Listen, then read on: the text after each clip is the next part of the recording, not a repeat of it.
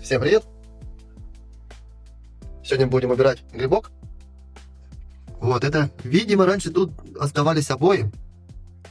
Это был корм для грибка.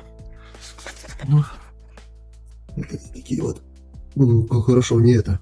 Прям твердые такие. Какая плотность грибка на обоях. Слопали обои.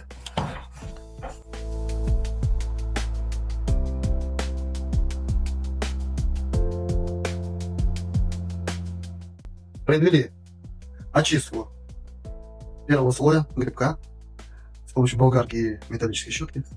Сняли слой. После этого будем обрабатывать антисептиком. Будем использовать антисептик именно для плесени. Какой показывать не будем. Антисептик будем наносить распылителем.